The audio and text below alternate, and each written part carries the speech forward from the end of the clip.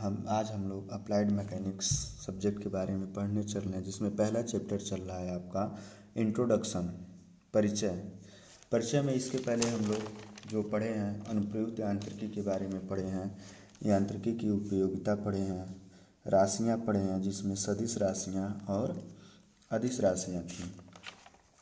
इसके बाद आज हम लोग पढ़ने चल रहे हैं मात्रक या इकाइयाँ, यूनिट्स क्या होती हैं। किसी भी राशि को मापने के लिए मात्रकों या इकाइयों का प्रयोग किया जाता है ताकि दो समान राशियों के परिमाण की तुलना की जा सके।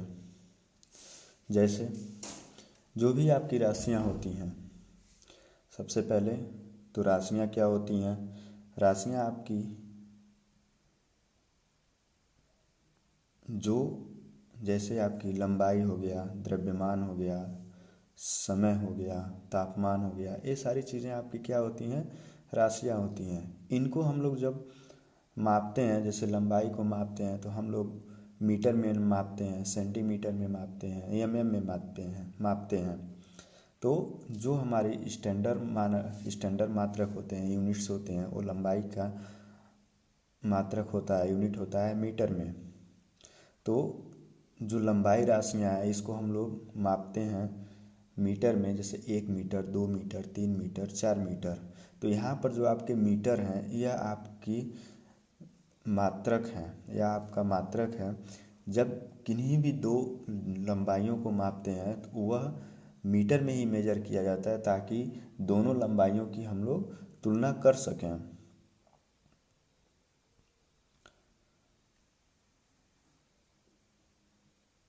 अगला है आपका मात्रक के प्रकार, टाइप ऑफ यूनिट्स। हमारे जो यूनिट्स हैं कितने प्रकार के होते हैं, तो हमारे जो यूनिट्स होते हैं मात्रक 2 प्रकार के होते हैं। पहला है आपका मूल मात्रक।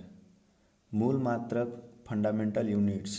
इसके बारे में जानने से पहले हम लोग जानते हैं कि मूल राशियाँ क्या होती हैं। मूल राशियाँ हमारी होती हैं लंबाई, द्रव्यमान, समय, तापमान, पदार्थ की मात्रा, विद्युत धारा, ज्योति तीव्रता। ये जो राशियाँ होती हैं ये राशियाँ हमारी मूल राशियाँ होती हैं और इनके जो मात्रक होते हैं इन्हीं मात्रकों को हम लोग कहते हैं मूल मात्रक। तो वे मात्रक जिन्हें अन्य किसी भी भौतिक राशियों के मात्रक में बदला नहीं जा सकता है उसे हम लोग मूल मात्रक कहते हैं। तो जो हमारी मूल राशियाँ इसके पहले बताया गया लंबाई, द्रव्यमान, समय, तापमान, पदार्थ की मात्रा, विद्युत धारा, ज्योति तीव्रता, ये सारे हमारे मूल राशियाँ होती हैं और इनके जो मात्रक होते हैं हम लोगों के वह मूल मात्रक कहलाते हैं। इसके बाद है आपका व्युत्पन्न मात्रक, डिराइव्ड यूनिट्स।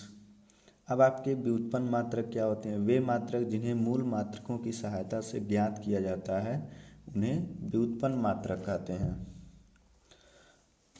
जैसे क्षेत्रफल का मात्रक हो गया, आयतन का मात्रक हो गया।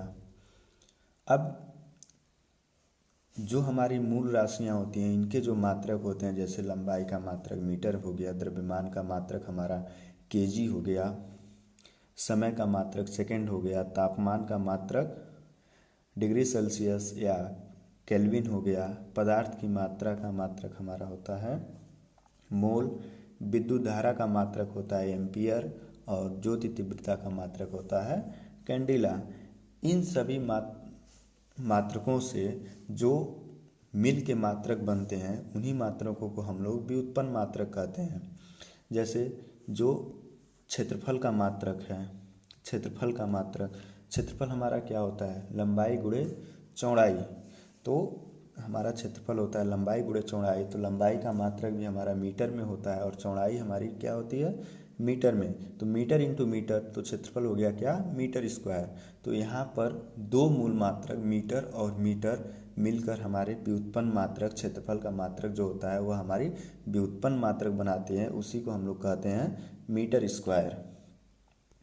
आयतन हमारा होता है, आयतन क्या होता है, लंबाई गुणे चौड़ाई गुणे ऊंचाई। तो लंबाई आपका मीटर में, चौड़ाई मीटर में, ऊंचाई मीटर में। लंबाई गुणे चौड़ाई गुणे ऊंचाई, मीटर गुणे मीटर गुणे मीटर। तो मीटर क्यूब यह आपका व्युत्पन्न मात्रक होता है, क्योंकि इसमें लंबाई का गुणा 3 बार होता है, या लंबाई के 3 मात्रक होते हैं, लंबा मीटर मीटर मीटर। तो यह आपका व्युत्पन्न मात्रक होता है। आप हमारे पॉलिटेक्निक कैप्सूल चैनल को सब्सक्राइब करना न भूलें आप लोग। और आगे है हम लोगों की इकाइयों की प्रणालियाँ, सिस्टम ऑफ यूनिट्स। इकाइयों की प्रणालियाँ, सिस्टम ऑफ यूनिट्स। इकाइयों की 4 प्रणालियाँ होती हैं। प्रणाली का मतलब होता है, सिस्टम का मतलब ये होता है कि जो हम लोग मात्रक लिखते हैं वह किस प्रणाली में होता है, किस सिस्टम में लिखते हैं। जैसे लंबाई हम लोग 3 चीज़ों में मेजर करते हैं, एक आपका मीटर में, सेंटीमीटर में और फुट में। तो यह अलग अलग मात्रक है, और हम लोग किसको मेजर कर रहे हैं, सिर्फ लंबाई को, लेकिन हम लोग अलग अलग मात्रकों में मेजर कर रहे हैं, नाप रहे हैं। तो इसीलिए इसी के आधार पर, इन्हीं के आधार पर ये जो इनकी सिस्टम है, इनको अलग अलग हम लोग रखते हैं। जैसे पहला है आपका मीटरी प्रणाली या एमकेएस प्रणाली, एमकेएस सिस्टम। एमकेएस सिस्टम में इसके अंतर्गत लंबाई को मीटर में, द्रव्यमान को किलोग्राम में, समय को सेकंड में होते हैं। जो हम लोग की एमकेएस प्रणाली होती है या मीटरी प्रणाली होती है, इसमें हम लोग लंबाई को मीटर में लेते हैं, द्रव्यमान को केजी में लेते हैं और समय को सेकंड में लेते हैं। इनमें जो भी आपके लंबाई, द्रव्यमान और समय के मात्रक हैं, इनके पहले पहले अक्षर को मिला दिया जाए तो मीटर का एम, किलोग्राम का के, समय का सेकंड, जिससे बना है एमकेएस प्रणाली, जिसे हम लोग कहते हैं मीटरी प्रणाली। दूसरा है आपका सीजीएस प्रणाली। सीजीएस प्रणाली, इसके अंतर्गत लंबाई सेंटीमीटर, द्रव्यमान ग्राम तथा समय को सेकंड में होते हैं। जो आपका समय होता है इसमें सेकंड में होता है। तो लंबाई को जो हम लोग मापते हैं सेंटीमीटर में मापते हैं। सेंटीमीटर हमारा क्या होता है, मीटर से छोटा होता है। आप जानते हैं कि 1 मीटर में 100 सेंटीमीटर होते हैं। द्रव्यमान हमारा ग्राम में होता है सीजीएस प्रणाली में। तो 1 किलोग्राम यदि आपका कोई वस्तु है तो उसमें कितने ग्राम होते हैं, 1000 ग्राम। तो यह आपकी सेकंड प्रणाली होती है, सेकंड सिस्टम होता है सीजीएस प्रणाली। तीसरा है आपका ब्रिटिश सिस्टम या एफपीएस प्रणाली। एफपीएस प्रणाली जो होती है यह आप ब्रिटिश गवर्नमेंट के द्वारा दी जा गई है, तो इसलिए इसको हम लोग ब्रिटिश सिस्टम कहते हैं। ब्रिटिश सिस्टम में या ब्रिटिश गवर्नमेंट के द्वारा जो हम लंबाई को मापा जाता है उसको फुट में लिया जाता है, और द्रव्यमान को पाउंड में लिया जाता है, और समय को सेकंड में लिया जाता है। तो यहाँ पर इस एफपीएस प्रणाली को ब्रिटिश प्रणाली भी कहते हैं। इसके अंतर्गत लंबाई को फुट में, द्रव्यमान को पाउंड में तथा समय को सेकंड में व्यक्त करते हैं। इसके बाद आपका चौथा प्रणाली होता है अंतर्राष्ट्रीय प्रणाली, एसआई यूनिट्स। अंतर्राष्ट्रीय प्रणाली जो होता है, यह प्रणाली वास्तव में मीटर, किलोग्राम, सेकंड प्रणाली, जो एमकेएस प्रणाली की परम इकाइयों पर ही आधारित होता है। जो हमारी एमकेएस प्रणाली होती है, एमकेएस प्रणाली में सिर्फ हम लोग 3 राशियों को ही दिखाया गया है कि लंबाई को, द्रव्यमान को और समय को, लेकिन एसआई प्रणाली में उसी को विस्तृत रूप करके बाकी की राशियों को भी इसमें समाहित किया गया है। एसआई प्रणाली एक सार्वत्रिक प्रणाली है, यूनिवर्सल प्रणाली, यूनिवर्सल सिस्टम। एसआई प्रणाली हमारी यूनिवर्सल है। यूनिवर्सल का मतलब होता है कि यह एसआई प्रणाली पूरे विश्व में, पूरे वर्ल्ड में यह मान्य होता है। एसआई इकाइयों का सीजीएस तथा एमकेएस में पारस्परिक परिवर्तन सरल होता है। यदि कोई राशि हमारी एसआई यूनिट्स में है तो एसआई यूनिट से हम लोग सीजीएस में या एमकेएस में बदलना चाहें तो इसमें बदलने में आसानी होती है। तो आज के लिए बस इतना ही।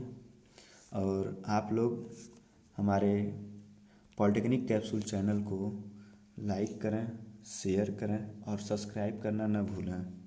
और आप लोगों को ऐसे ही कंटिन्यू वीडियो मिलते रहेंगे। धन्यवाद।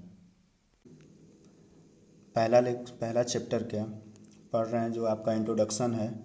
और इंट्रोडक्शन में जो पिछली लेक्चर में हम लोग पढ़े थे वह यूनिट्स के बारे में पढ़े थे और यूनिट्स के टाइप पढ़े थे, कौन कौन से यूनिट्स के प्रकार होते हैं, जैसे मूल मात्रक, व्युत्पन्न मात्रक। उसके बाद यूनिट्स के सिस्टम क्या होते हैं इनके बारे में जाने थे, जैसे एमकेएस प्रणाली, सीजीएस, एफपीएस और एसआई यूनिट्स। इसके बाद इंट्रोडक्शन में जो लास्ट टॉपिक है, बचा हुआ टॉपिक है, वो हमारा है दृढ़ पिंड की अवधारणा, कंसेप्ट ऑफ रिजिड बॉडी। यह आपकी लास्ट टॉपिक है जो आपके इंट्रोडक्शन चैप्टर का है। दृढ़ पिंड की अवधारणा क्या होती है? यह एक ऐसा पिंड है जिस पर बल को लगाने से उसके विमाओं में कोई परिवर्तन नहीं होता है।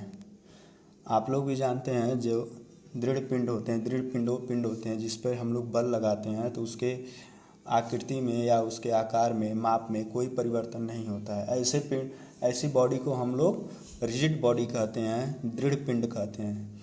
जैसे लकड़ी हो गया, लोहा हो गया इत्यादि।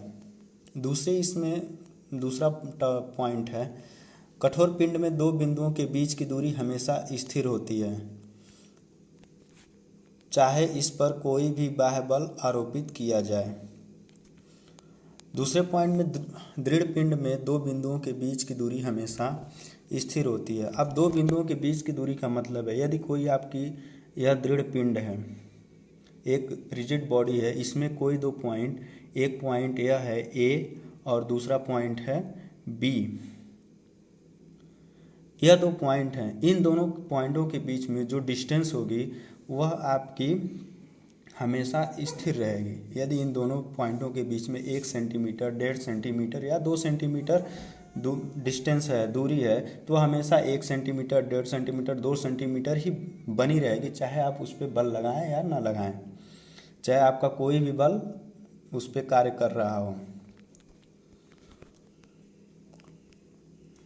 तीसरा पॉइंट है, तीसरा नंबर है, दृढ़ पिंड ठोस की उस आदर्श अवस्था को कहा जाता है जिसमें कोई विरूपण नहीं होता है। ठोस की उस आदर्श अवस्था को कहा जाता है जिसमें कोई विरूपण नहीं होता है। यहाँ विरूपण शब्द का मतलब होता है विकृति।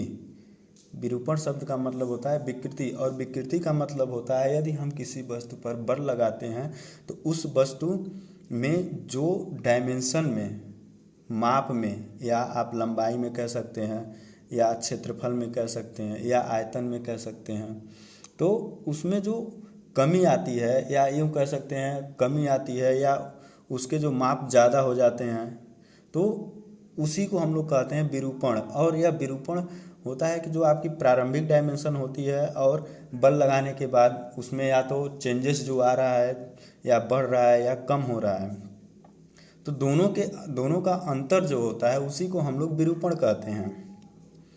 और जो दृढ़ पिंड होता है, जो रिजिड बॉडी होती है, यदि वह आदर्श अवस्था में है तो उसमें कोई भी विरूपण नहीं होता है।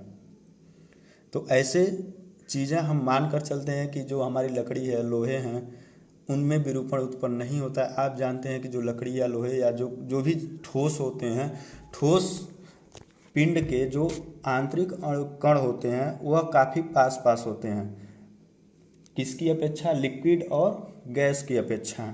इसीलिए ठोस पिंड को हम लोग, ठोस बॉडी को, जो आपकी ठोस चीज़ें होती हैं, उसे हम लोग रिजिड बॉडी मानते हैं।